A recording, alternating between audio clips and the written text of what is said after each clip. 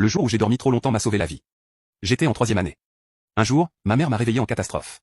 Elle avait fait la grasse matinée, et comme j'allais à l'école le matin, cela signifiait qu'il était impossible que je sois prête à temps pour prendre le bus scolaire.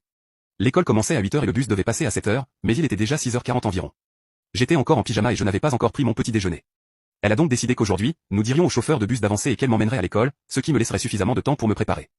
Je suis donc assis à la table à manger et je prends mon petit déjeuner en pyjama. Il est environ 6h50. J'entends le bus arriver environ 10 minutes plus tôt que d'habitude. Ma mère passe la tête par la porte dans le matin brumeux et fait signe au bus d'avancer.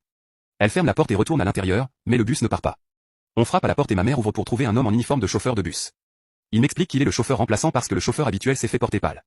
Il dit qu'il sait qu'il a quelques minutes d'avance parce qu'il voulait commencer le trajet plus tôt puisqu'il ne le connaissait pas bien.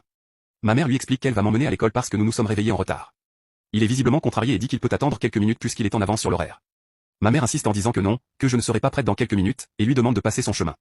Il a semblé en colère et a crié après ma mère pendant quelques instants, disant qu'elle ne lui faisait pas confiance et que je devais me réveiller à l'heure, mais il s'est finalement détourné, et retourné dans le bus et est parti. Ma mère a trouvé cela bizarre, mais elle a supposé que ce type n'avait jamais été chauffeur de bus auparavant. Je suis retourné prendre mon petit déjeuner et je n'avais toujours pas mis mes vêtements d'école, mais à cette heure précise, un autre bus est arrivé chez moi. Ma mère a trouvé cela très étrange et est sortie pour leur parler.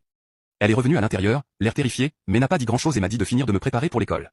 À l'époque, je ne savais pas ce qui s'était passé, mais ma mère a fini par me le dire quelques années plus tard, lorsqu'elle a parlé au chauffeur du deuxième. Le jour où j'ai trop dormi m'a sauvé la vie partie 2. Un matin, je me réveille en retard. J'ai raté mon bus pour l'école, alors je prends mon petit déjeuner sans me presser, toujours en pyjama. Mais à cette heure précise, un autre bus s'arrête devant ma maison. Ma mère trouve cela étrange et sort pour parler au chauffeur. Lorsqu'elle revient, elle est terrifiée, mais ne dit rien et me presse de finir de me préparer pour l'école. À l'époque, je ne savais pas ce qui s'était passé, mais quelques années plus tard, ma mère m'a tout raconté. Le bus qui s'était arrêté était conduit par mon chauffeur habituel, rempli de tous les autres enfants du quartier, alors que l'autre bus que j'avais manqué était complètement vide. Ma mère a demandé au chauffeur ce qu'il en était de ce remplaçant. Quel remplaçant, a-t-il répondu, paniqué. Il n'y a pas de remplaçant sur mon itinéraire. Il a immédiatement appelé le central et a dit à ma mère de rentrer à l'intérieur et d'appeler la police pour signaler l'incident. Ce jour-là, il n'y avait absolument personne sur le trajet de mon chauffeur habituel, et celui qui conduisait ce premier bus était probablement un kidnappeur. Mais voilà où ça devient encore plus effrayant. Quelques jours après cet incident, ma mère a reçu une lettre anonyme, écrite à la main. Elle n'avait pas de timbre, juste un morceau de papier plié glissé sous notre porte.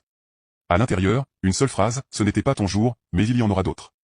Ma mère n'a jamais eu le courage de me parler de cette lettre jusqu'à ce que je sois plus âgé, et elle m'a révélé qu'elle avait ensuite vu ce même bus étrange passer par notre rue plusieurs fois, mais sans jamais s'arrêter. Nous avons déménagé peu après, mais l'idée que ce faux chauffeur surveillait notre maison, attendant peut-être une autre opportunité, continue de me hanter. J'ai échappé de peu à quelque chose de terrible ce jour-là, et qui sait ce qu'il aurait pu arriver si nous n'avions pas quitté la ville. Abonne-toi pour plus d'histoires.